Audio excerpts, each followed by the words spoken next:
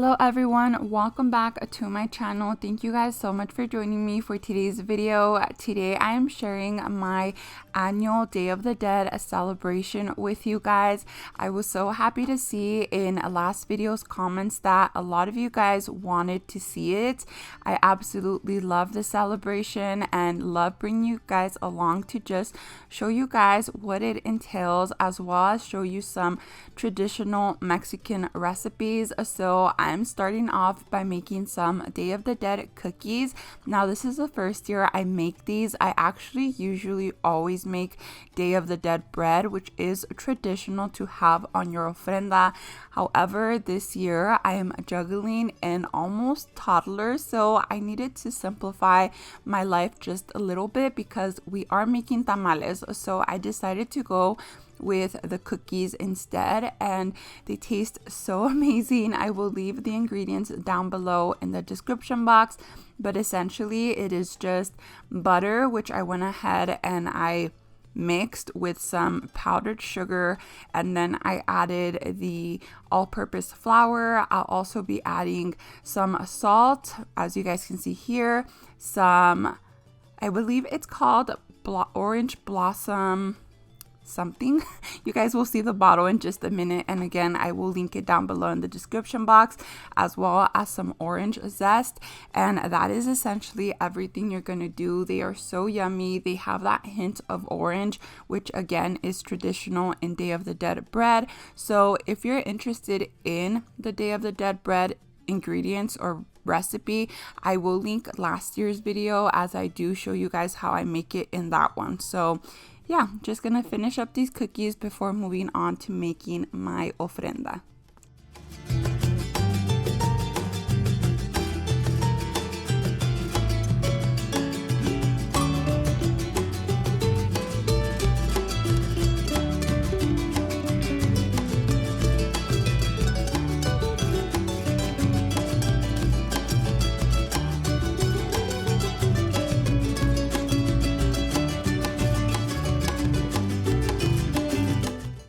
Okay friends, and once your dough is ready, you are just gonna roll it into 1-inch balls, and then we are gonna go ahead and make the bones. So essentially what it is, it's 2 long pieces crossed over each other, and then one little piece you make into a ball that you put in the center of the cookie. You guys will see in just a bit. Again, this is traditional of the Day of the Dead bread, so we're just kind of imitating the flavors and the look of the Day of the Dead bread in these cookies. I really wish I had time to have made the bread, you guys, but I just did not. As you guys can see, little Johnny is actually asleep in this clip because I had been going at it all day. This is in no way in order. This took me 3 days in total to prepare for my Day of the Dead celebration. So you guys will see outfit changes, and you guys will definitely see that things are a little bit out of order, but I will give you details as to when I did what. But these cookies I actually made the night before my actual celebration.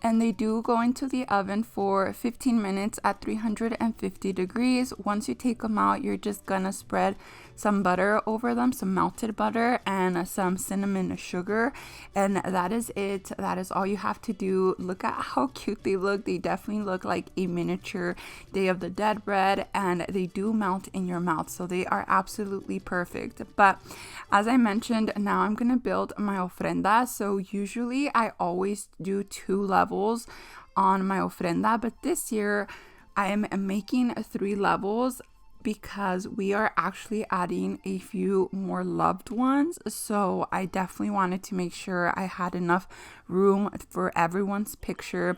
If you guys are not familiar with Day of the Dead, basically it is a celebration for those loved ones who have passed. It is a day of remembrance where we get to remember them, celebrate them, and the belief is that they do come back in spirit to visit us if they are on your ofrenda. So a lot of you guys might have seen the movie Coco, which I always reference in this video because it's a pretty accurate representation of what this day is and what it means to us. I've also shared with you guys that growing up, we did not celebrate Halloween. We actually stayed home, made empanadas with my mom, and we put up a small altar for my grandpa. So it is something that I've celebrated since I was small. However, once I moved out, I stopped celebrating it and I would celebrate Halloween. However, once my dad passed away, it became a way to be close to him again. Just the idea of him maybe visiting me is something that I look forward to all year, and again, it's just a way to celebrate his life and just honor and remember him. So you guys are seeing that I am adding some papel picado. Everything that I add to my ofrenda has a meaning. Papel picado is the meaning of life, and it's also traditional to go on your ofrenda. Éramos inseparables, nos veían tanto así, pero nadie se dio cuenta que era muy fácil mentir. Se fue,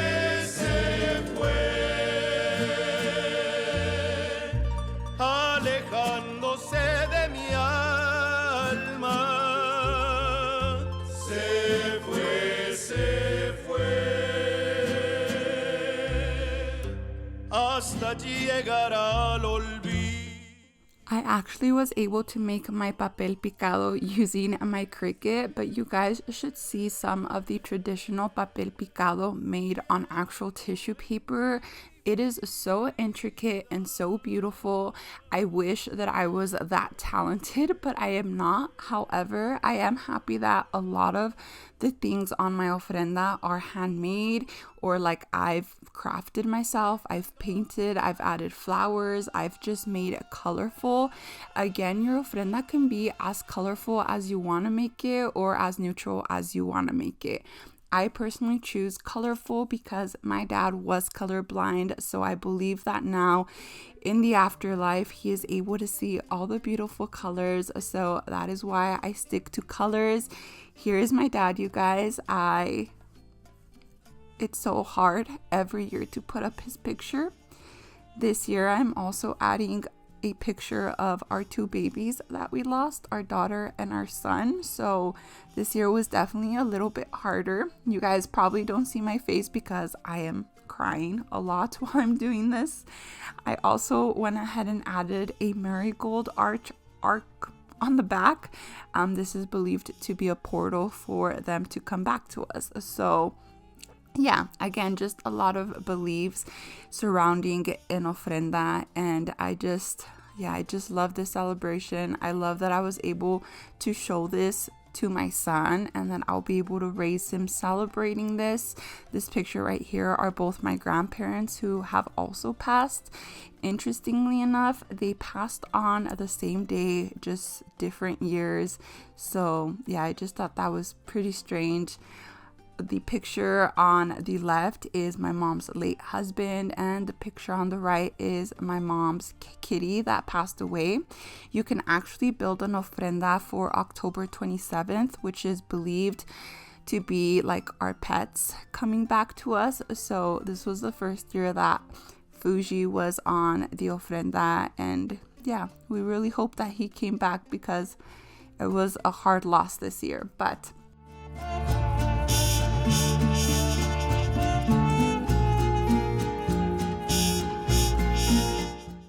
Now down below, I am adding a cousin that passed away a few years ago. We just had not added him to the ofrenda, but my mom asked if I could print out a picture of him and add him, which of course I said yes.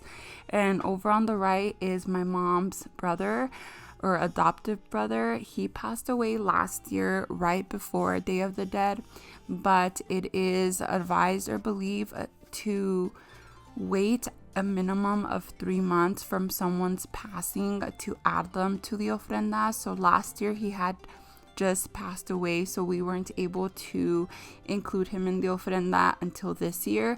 And the reasoning behind that is that they might be on their journey to heaven and you don't want to bring them back because they can get lost. So that is the belief as to why you should wait a minimum of 3 months from someone's passing to put them on an ofrenda. So yeah, I'm just gonna go ahead and get them added, and then we'll continue adding the bits and pieces for it.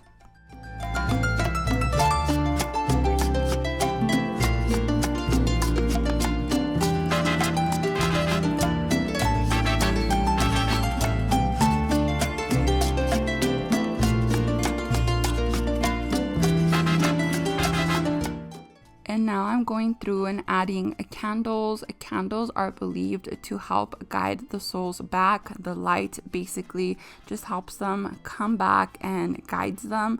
So I am adding a few candles here. My mom actually did give me 2 more candles this year to add to my altar. So I love that. And I'm just getting those into place, and then you guys will see that I'm gonna start decorating it with a few different pieces, and I'll try to explain why I'm adding everything as I go.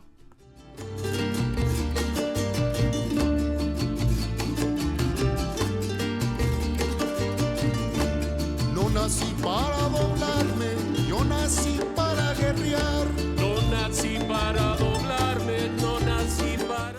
Now I'm adding some calaveras, which again are all like crafts that I made. I bought them from Target, and then I either painted them, added puffy paint, or so on, just to make them more colorful.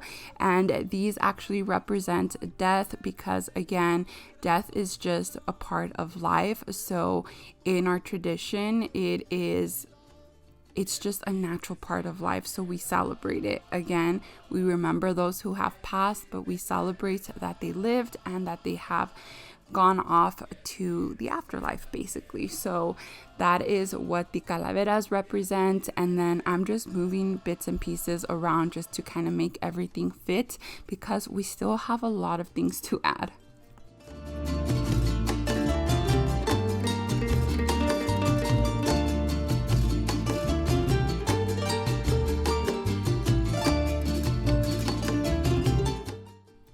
I am adding a plate for some offerings, as well as a mug to add some water into. Water is important in your ofrenda. It just basically cures their thirst after their journey back home. So it's really important to have some water. So that is why I'm adding the mug. And then like I said, you are going to place some offerings or some personal belongings of those who passed away. For our babies, I am adding some little purchases we had made for them. So both of them are shoes. The girl shoes were how we found out she was a girl, and the little boy shoes were how we told our in-laws that we were pregnant. So I just thought those were important pieces of theirs. I'm now adding some cempasúchil flowers or marigolds. This is the traditional flower that you will find on ofrendas. It has a very potent smell, which again is believed to help guide the souls back home. So that is why they are traditional for Day of the Dead. Now I'm adding some offerings, which basically consist of anything that your deceased loved one loved. So for my dad, he loved candy, so I am adding a little bit of everything that he loved. He also was a smoker, so I'm adding his favorite cigarettes, and he was a drinker, which I can laugh about now, but I actually do want to say I don't think I've ever shared, but my dad died from alcoholic cirrhosis. So if you or someone you love is struggling with that, let this be the video for you to maybe quit, because it really sucked to lose him to that. And I don't want to get a lot into it, but I do want to share, because hopefully if someone is listening and this can be your sign to stop drinking, please let it be your sign. But anyways, I added just a tequila that he always had on him, which is Jose Cuervo. I'm adding some gancitos, which was one of his favorite like little treats. It's just like a traditional like Mexican bread that's pre-packaged. And yeah, I'm just adding a few different type of offerings. I added a Coke because basically everyone loved Coke. And then later on in the night, once my family came, I did go ahead and add any offerings that they had. So like my mom brought a hot dog for her late husband, my sister bought a cherry Coke for him, bought some like jerky for my dad, and so on. So you just add whatever you want to leave for them. Another offering that is traditional to leave out is just some fruit. Again, it's just believed to help alleviate some hunger when they make their journey back home. So I'm just adding some apples, oranges, guavas, and some bananas. Porque costó la vida entera, quizás porque perdí muchos amigos, será porque la vida estaba herida, por eso yo también nací herido, será porque la vida está.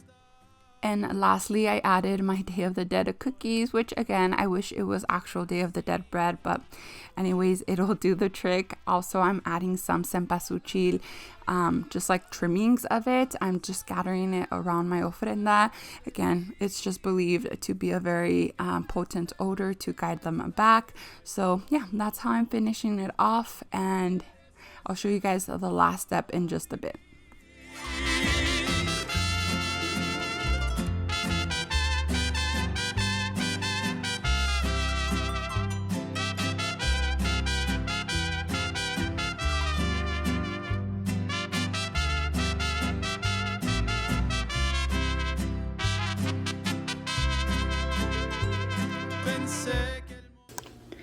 Okay, friends, so I added some candles, or some tea light candles, battery tea light candles in the candles themselves, just for some light.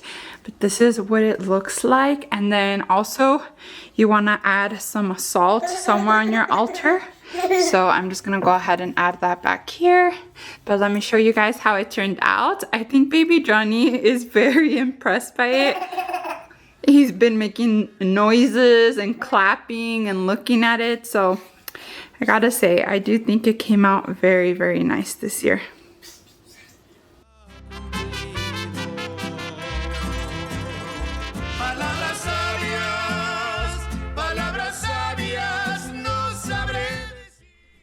Okay, friends, so I am getting started on my tamales, and this is the first time that I've made them, which was pretty crazy to think that I could even do it, but I actually managed. However, it did take me a total of 3 days, and I will go into detail as to why. But again, I have a toddler that takes up a lot of my attention, so it's a little bit hard to do all of this in one day, but a lot of people do it. However, here I am. I'm just putting my chuck roast to cook. I added some peppercorns, some salt, some bay leaves, a whole onion, and a whole like garlic head. So that is what I added, and I had it cook for 6 hours on high. This was the night before, and then when I took out the first batch, I put in a second batch. So I made a total of 4 pounds of chuck roast. Again, I will have all the ingredients and measurements listed down below. Now, the day I made the second batch of meat, which was basically day 2, I'm making my sauce, which is 10 guajillo peppers and 2 chile anchos. And what I'm doing right now is I'm just cutting off the top, deveining it, taking out all the seeds, and getting it ready for my sauce. In a pan with water, I'm adding a tomato and 8 tomatillos. They're small, but you can also add 6 if they're big tomatillos. And I'm just gonna let those boil for 10 minutes. And then in another pot, as you guys can see, I added all of my chiles, and I'll let those simmer for about 10 minutes as well. Once everything is done, I'm adding it to my blender, and then I'll show you guys what else I add.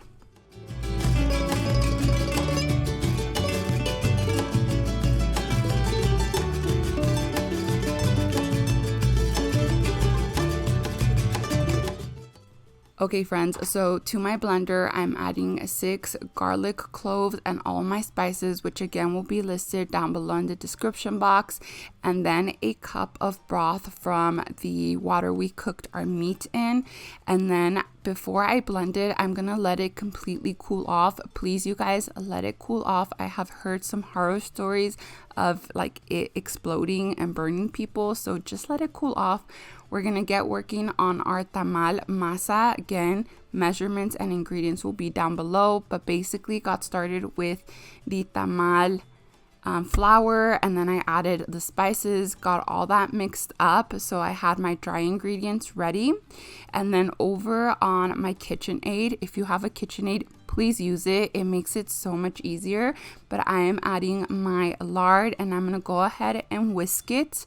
Also, the recipe I'm gonna leave down below actually makes half the amount of what I made. I just doubled it, but I will leave the recipe for 30 tamales down below. If you want to make more, just double the recipe. But by now this was nice and cool, so I went ahead and I blended up my sauce, and then I'm gonna add it to a pan, but make sure to reserve a cup to a cup and a half for your masa. So I'm just adding this to my pan, and then I'll be adding the meat that we cooked and that we shredded, and I'm just gonna add this and let it cook in the sauce.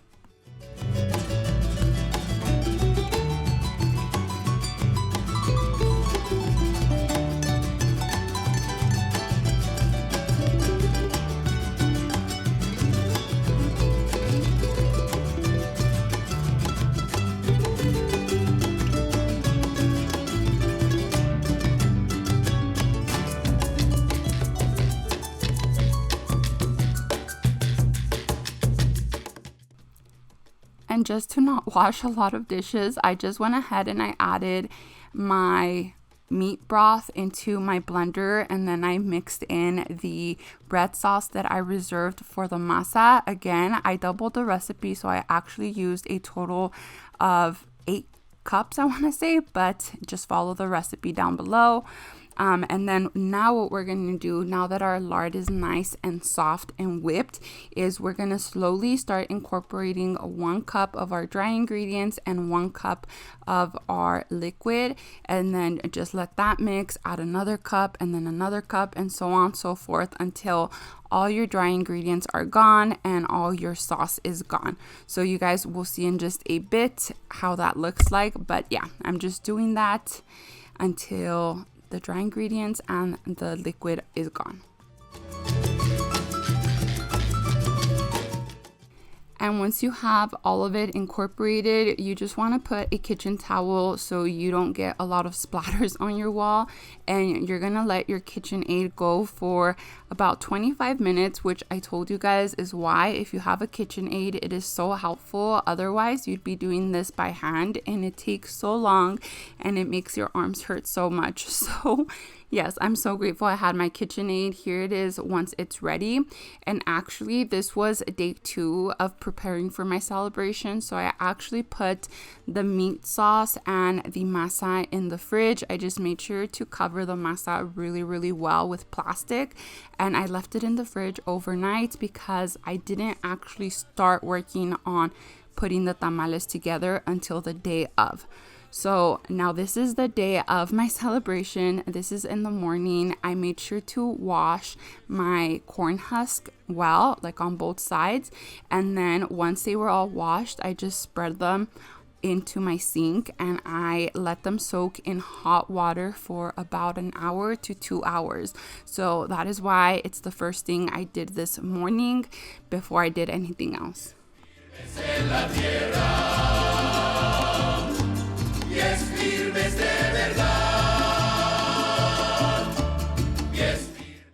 Okay friends, and once your corn husks are ready, you're just gonna let them dry off, and then you are ready to start assembling your tamal, which basically just take your corn husk and then take your masa and you're gonna evenly spread it in basically a square in the middle of your corn husk. I'll show you guys in just a bit what that looks like, but you also want to make sure that it's not super thin, but it's not too thick, because then you're just eating masa basically. So just want to make sure you get an even layer of masa on your corn husk, and then you can start adding your fillings, which again, I'm making the meat sauce. I'm adding that to my tamales, but also I am adding a slice of carrot and a slice of potato. This is optional, but this is how my mother-in-law makes them and I absolutely love them. They are delicious. But once you have your filling in, you're just gonna go ahead and wrap them by putting the two corners together and then wrapping them towards the side. I'm using 2 here because it was a little bit short, but then you're just gonna fold the tail up and that is it. Okay friends, so as you guys can tell, my first batch is ready, and actually I think it's going to be almost my last because I only have that much meat left. I am going to make some different kinds, but anyways, this is the like steamer. You can find this at your like local Mexican market, but basically I just filled it up with water to the line, and then I added that piece in, and then I'm going to use some of these leftover husk. Is it called husk? Corn husk, to layer like the bottom before I put in my tamales. So I'm gonna go ahead and get this done and then show you guys. Okay, so all my tamales that fit are in there. So I'm gonna go ahead and again just use some of the leftover like husk and put them on top. And then I'm gonna put the lid on it and over the stove for about an hour and a half to 2 hours. We're just gonna check them, and whenever the masa is ready, I will show you guys what it looks like. But yeah, I'm gonna cover them up and then put the lid on. Okay friends, so once I covered it with the husk, I just went ahead and put the lid on it, and then now I'm just gonna go ahead and let it steam for about an hour to an hour and a half, hopefully maybe 2, we will see. But yeah, I'll come back and show you guys whenever they're done.